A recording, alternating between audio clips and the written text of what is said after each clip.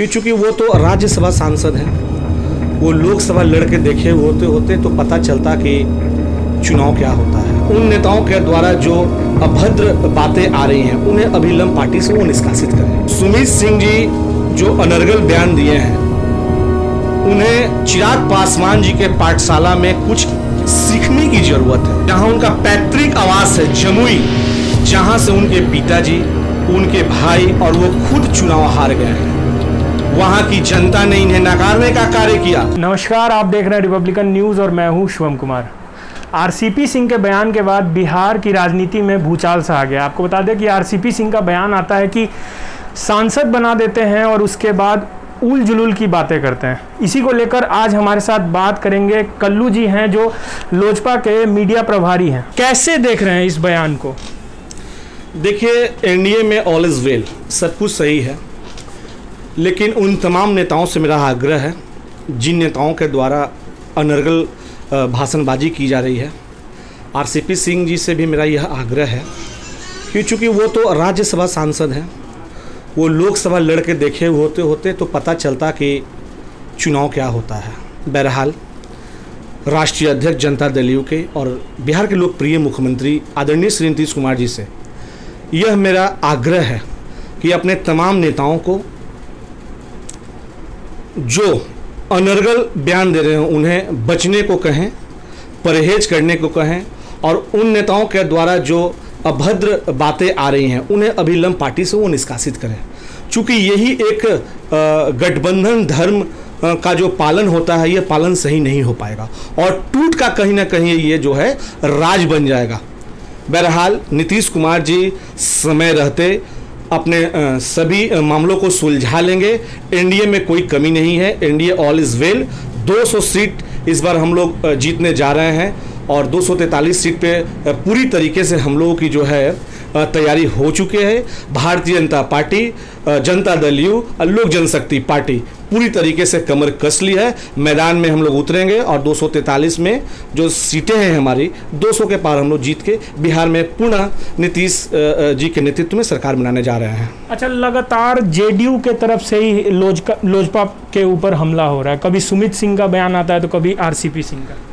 मैंने पहले ही आपको बताया कि राजनीति में शब्दों का चयन बहुत बड़ा महत्वपूर्ण होती है। सुमित सिंह जी जो अनर्गल बयान दिए हैं, उन्हें चिराग पासवान जी के पाठशाला में कुछ सीखने की जरूरत है। आज सुमित सिंह जी अगर अच्छे नेता और अच्छे वक्ता होते तो वो इस तरीके का बयान नहीं देते। वो जहां उनका पैतृक आवास है जमुई, जहां से उनके पिताजी, उनके भाई और वो खुद चुनाव हार गए हैं, वहां की जनता ने इन्हें नकारने का कार्य किया और हमारे नेता, हमारे अभिभावक आदरणीय श्री चिराग पासवान जी को जमुई की तमाम जनता ने अपना आशीर्वाद और मत देकर के एक बार नहीं 2-2 बार लोकसभा भेजने का कार्य किया। इसलिए वहां की जनता को बहुत बहुत धन्यवाद और बधाई मैं देता हूं। नीतीश कुमार के खास माने जाते हैं आरसीपी सिंह। क्या लग रहा है कि इस तरह का जो बयान है नीतीश कुमार के भी इसमें इन्वॉल्वमेंट है क्या? नहीं, बिल्कुल, ये उनका पार्टी का अपना व्यक्तिगत मामला है, इसमें मैं कोई टीका टिप्पणी करने नहीं जा रहा हूं। बहरहाल नीतीश कुमार जी से मेरा और मेरे लोक जनशक्ति पार्टी का यह आग्रह है कि एनडीए में टूट का वो कारण न बने जो नेताओं के द्वारा अनर्गल बयान दिया जा रहा है। और समय रहते मुझे पूर्ण रूप से विश्वास है माननीय मुख्यमंत्री जी इन सब मामलों को सुलझा लेंगे और आरसीपी सिंह जो है हमारे अभिभावक सम्मान्य भी हैं, उनसे भी मेरा आग्रह है कि कोई भी अगर गीला शिकवा अगर है तो बंद कमरे में हम लोग बैठ के बात कर लेंगे। उससे मीडिया के माध्यम से या सोशल मीडिया के माध्यम से देने की कोई आवश्यकता ही नहीं है। तो राजनीति में खास करके एनडीए में ऑल इज वेल, कहीं कोई तरह का दिक्कत नहीं है।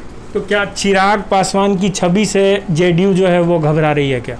नहीं, देखिए, इसमें तो कोई दुमत नहीं है। देश के यशस्वी प्रधानमंत्री आदरणीय श्री नरेंद्र मोदी जी ने सभी सांसदों के बीच में यह बोलने का काम किए थे कि सभी सांसद महोदय को चिराग पासवान जी से सीख लेने की जरूरत है। तो मेरा नेता में वह दम है जो कि गुणगान देश के यशस्वी प्रधानमंत्री जी गा रहे हैं। मैं उन्हें भी लोक जनशक्ति पार्टी की ओर से हार्दिक बधाई देता हूं कि देश के एक प्रधानमंत्री और हमारे एक नेता को जिस तरीके से उन्होंने बोलने का कार्य किया, ये बहुत बड़ी बात है लोक जनशक्ति पार्टी के लिए, हम तमाम युवा बिहारी युवा नेताओं के लिए। और हमारे नेता में कुछ न कुछ खासियत अगर है तब तो हमारे प्रधानमंत्री जी बोल रहे हैं। तो एनडीए में सारा कुछ ऑल इज वेल है? बिल्कुल ऑल इज वेल है, और 243 सीट हम लोग मिलजुल कर बहुत अच्छे से लड़ेंगे और जीतेंगे, और एनडीए की सरकार बनना तय है जिसमें लोक जनशक्ति पार्टी की अहम भूमिका रहेगी। हमारे राष्ट्रीय अध्यक्ष आदरणीय श्री चिराग पासवान जी की इसमें बहुत ही अच्छी भूमिका रहेगी। लोक जनशक्ति पार्टी के तमाम कार्यकर्ता रैली के पूर्व जिस तरीके से कोरोना महामारी के बीच हम लोगों का जो टारगेट था कि पूरे देश में 50 लाख सदस्य बनाना, मैंने 31 लाख सदस्य बना लिया। अगर महामारी नहीं होती तो मैं 50 लाख का एवं पार कर चुका होता। बहरहाल लेकिन इतने दिन में ही हमारे जिस तरीके से कार्यकर्ताओं ने, हमारे नेताओं ने जिस तरीके से हमारे कार्यकर्ताओं ने अपने नेताओं पे भरोसा करके, और जनता जिस तरीके से सदस्य बनने का कार्य किया, 31 लाख एक महत्व रखता है। अगर चिराग पासवान जी की अच्छी राजनीति नहीं होती, लोग उनके बारे में अच्छे नहीं सोचते, तो आज बिहार की 31 लाख जनता हमारे पार्टी का सदस्यता ग्रहण नहीं करती। तो इस विधानसभा चुनाव में लोजपा 119 सीट पे लड़ेगी।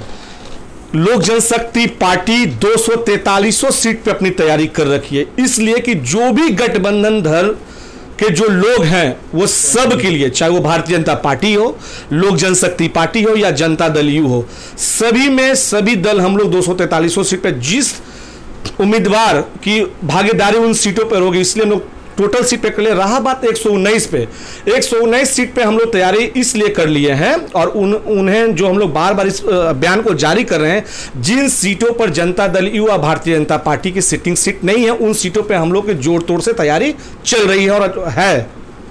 तो देखा आपने, इनका सीधे तौर पे कहना था कि जेडीयू के जो नेता हैं उन पे जल्द से जल्द कार्रवाई हो, और एनडीए में सारा चीज़ मतलब ऑल इज़ वेल है, किसी भी तरह की कोई मन मुटाव नहीं है। अगर आपने अभी तक हमारे चैनल को सब्सक्राइब नहीं किया तो जल्द से जल्द सब्सक्राइब भी कर लें। अभी के लिए फ़िलहाल इतना ही, नमस्कार। रिपब्लिकन न्यूज़ से जुड़ने के लिए सब्सक्राइब बटन दबाकर चैनल को सब्सक्राइब करें। नोटिफिकेशन प्राप्त करने के लिए यहाँ बेल को दबाएँ। वीडियो अच्छा लगे तो लाइक करें और दोस्तों के साथ शेयर करना ना भूलें।